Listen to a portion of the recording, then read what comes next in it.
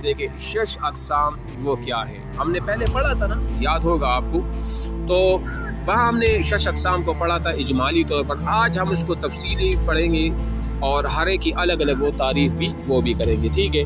تو شش اقسام حروف اصلیہ اور حروف زائدہ کے اعتبار سے کلمہ کی 6 قسمیں، حروف اصلیہ اور حروف زائدہ کے اعتبار سے۔ آپ نے حروف اصلیہ کو بھی سمجھ لیا اور اس طرح حروف زائدہ کو بھی سمجھ لیا، اور اسی طرح آپ نے یہ بھی سمجھ لیا کہ حروف زائدہ کی پہچان کا طریقہ کار کیا ہے، وہ بھی آپ نے سمجھ لیا۔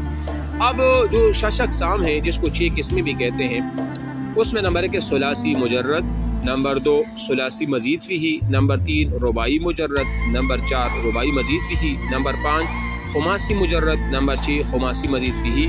ان 6 اقسام کو شش اقسام کہا جاتا ہے۔ شش جو ہے یہ فارسی کا لفظ ہے، اور اقسام ویسے عربی میں اردو میں بھی ہم اس کو اقسام کہتے ہیں۔ تنبیہ، اب ہم ہر ایک کو الگ الگ وہ پڑھیں گے کہ ثلاثی مجرد کیا ہے، ثلاثی مزید فیہی کیا ہے، رباعی مجرد، رباعی مزید فیہی۔ لیکن اس سے پہلے آپ کو ایک تنبیہ کے طور پر کچھ اہم چیز آپ کو وہ نوٹ کروا رہے ہیں۔ یہ آپ دیکھیں، اگر کلمہ میں حروف اصلیہ 3 ہو تو اس کو ثلاثی، یعنی حروف اصلیہ اگر کلمہ میں تو ثلاثی 3 کو کہا جاتا ہے، اور اگر کسی کلمہ میں حروف اصلیہ 4 ہو تو اس کو رباعی، اور اگر حروف اصلیہ کسی کلمہ میں 5 ہو تو وہ خماسی، اور اگر ان حروف اصلیہ کے ساتھ کلمہ میں کوئی زائد حرف بھی ہو تو اسے مزید فیہی کہیں گے، اور اگر نہ ہو تو اسے مجرد کہا جائے گا۔ مثال کے طور پر ہم کہیں گے کہ اگر حروف اصلیہ 3 ہو، اس میں حروف زائدہ نہ ہو، تو ہم ایسے کلمہ کو کیا کہیں گے؟ ثلاثی مجرد کہیں گے۔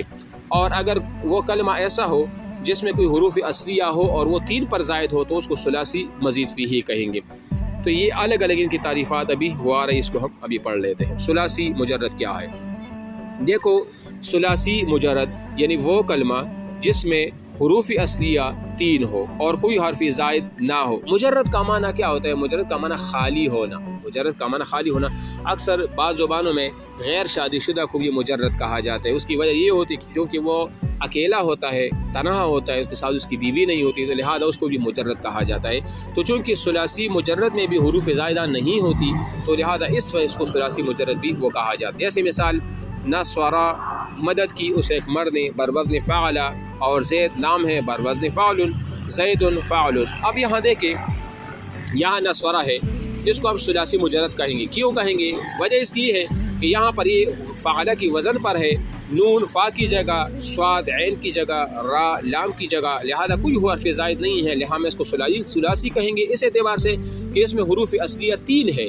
اور مجرد کہیں گے وہ اس اعتبار سے ہم کہیں گے کہ اس میں حروف زائدہ نہیں ہے، حروف زائدہ سے خالی ہے، لہذا اس وجہ سے یہ مجرد ہے۔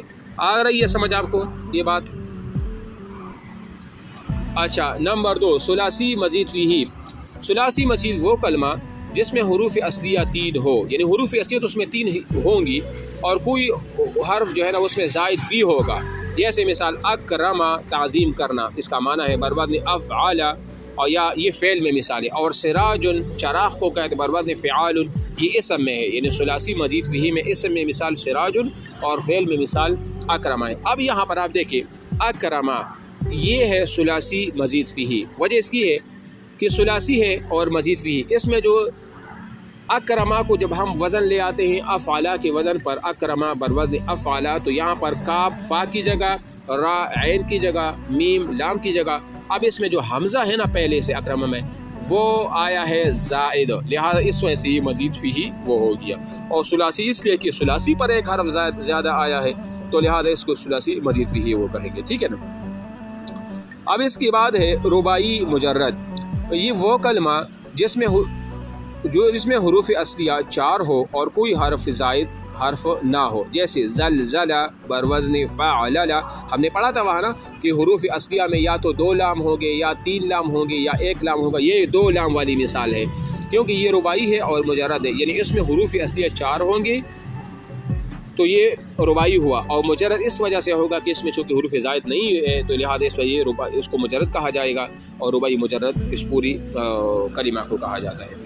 جیسے مثال میں کہا تو زلزلہ بروزن فعلل۔ اب دیکھو، زلزلہ زے جو پہلے ہے فا کی جگہ، لام عین کی جگہ، زا پہلے لام کی جگہ، لام دوسری لام کی جگہ، تو فعلل زلزلہ بروزن فعلل، تو اس کو رباعی مجرد کہا جائے گا۔ اس کے بعد چوتھی نمبر پر رباعی مزید فیہی۔ رباعی مزید فیہی وہ ہوتا ہے کہ جس میں 4 حروف اصلیہ پر کوئی حرف زائد ہو، جیسے مثال کے طور پر تزندقہ یعنی وہ زندیق ہو، مطلب زندیق ہونا، تو اس کو بروزن تفعلل۔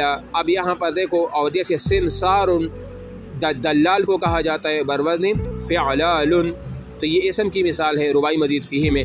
تو تزندقہ یا تفعلل، اس میں تا جو ہے نا وہ کیا ہے حروف زائدہ ہے، باقی جو ہے نا اپنے حروف ہو 4 حروف اصلیہ ہے، فا عین لام لام، اور اس طرح زال نون دال قاف یہ حروف اصلیہ رباعی میں، اور جو تا ہے اس میں حروف زائدہ ہے، اور سمسار بروزن فعلال میں اس میں بھی یہ اسم کی مثال ہے اور رباعی مزید فیہ کی۔ 5 نمبر پر ہے خماسی مجرد۔ خماسی مجرد وہ ہے کہ جس میں حروف اصلیہ 5 ہوں گے، اور مجرد کا مطلب یہ ہے کہ وہ حروف زائدہ سے وہ خالی ہوگا۔ جیسی مثال، ان کی مثال ہے جیسے جہ مارشن، بوڑھی عورت بروزن فعللیل۔ اب دیکھو یا جہ مارشن بروزن فعللیل، اب دیکھو یہ وہ ہے جو حروف اصلیہ جس میں لام 3 لام آئیں گے، تو اس میں بھی 3 لام ہے، تو جہ مارشن پورا کا پورا وزن آتا ہے فعللیل کے وزن پر، لہذا یہ خماسی و مجرد ہے، ٹھیک ہے نا۔ اور اس کے بعد ہے 6 نمبر خماسی مزید فیہ، یعنی جس میں ایسا ہوگا کہ حروف اصلیہ 5 جو ہوں گے اس میں ایک حروف جو ہے نا وہ زائد ہوگا، تو اس کو لہذا اس وجہ سے خماسی مزید فیہ کہا جائے گا۔ جیسے مثال انہوں نے خندریسن یعنی پرانی شراب کو کہا جاتا ہے بروزن فعللیل، تو اس میں یا جو ہے نا وہ زائد ہے، اور یہ اسم کی مثال ہے، ٹھیک ہے نا۔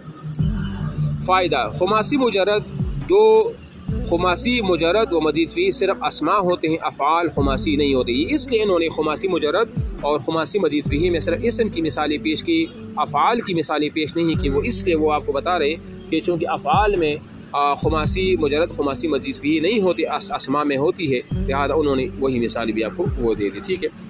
اس کے بعد تنبیہ پہ دیکھیں، اگر فعل ماضی کا صیغہ واحد مذکر مجرد ہو تو اس سے مشتق ہونے والے تمام افعال اور اسماء بھی مجرد کہلائیں گے، اگرچہ ان میں زائد حروف بھی